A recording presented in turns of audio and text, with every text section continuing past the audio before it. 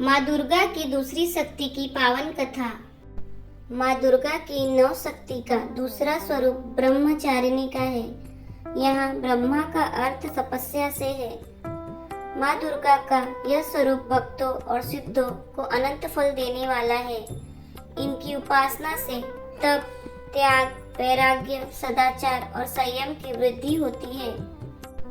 ब्रह्मचारिणी का अर्थ तप की चारिणी यानी तप का आचरण करने वाली है।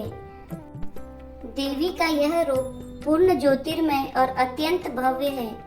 इस देवी के दाएं हाथ में जप की माला है और बाएं हाथ में यह कमंडल धारण किए हैं। पूर्व जन्म में इन देवी ने हिमालय के घर पुत्री रूप में जन्म लिया था और नारद जी के उपदेश से भगवान शंकर को पति रूप में प्राप्त करने के लिए घोर तपस्या की थी।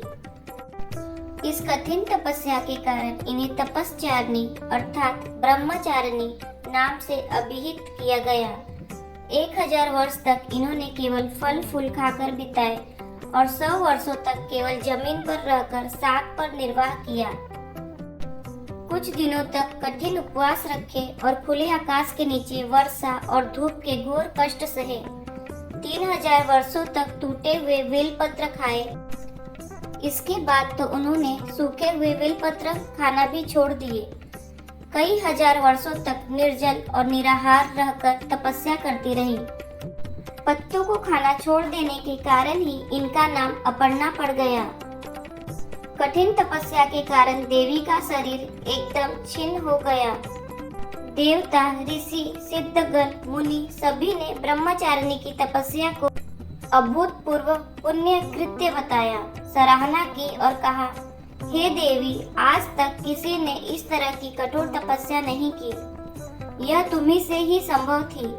तुम्हारी मनोकामना परिपूर्ण होगी और भगवान चंद्रमौली शिव जी तुम्हें पति रूप में प्राप्त होंगे। अब तपस्या छोड़कर घर लौट जाओ, जल्द ही तुम्हारे पिता तुम्हें बुलाने आ रहे हैं। इन देवी की कथा का सार यह है कि जीवन के कठिन संघर्षों में भी मन विचलित नहीं होना चाहिए। माँ ब्रह्मचारिणी देवी की कृपा से सर्व सिद्धि प्राप्त होती है। दुर्गा पूजा के दूसरे दिन देवी के इसी स्वरूप की उपासना की जाती है। माँ ब्रह्मचारिणी की पूजा निम्न मंत्र के माध्यम से की जाती है।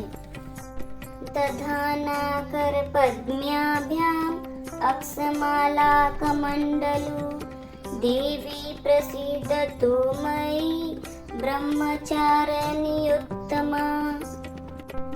अर्थात जिनके एक हाथ में अक्षमाला है और दूसरे हाथ में कमंडल है, ऐसी उत्तम ब्रह्मचारिणी रूपा माँ दुर्गा मुझ पर कृपा करे।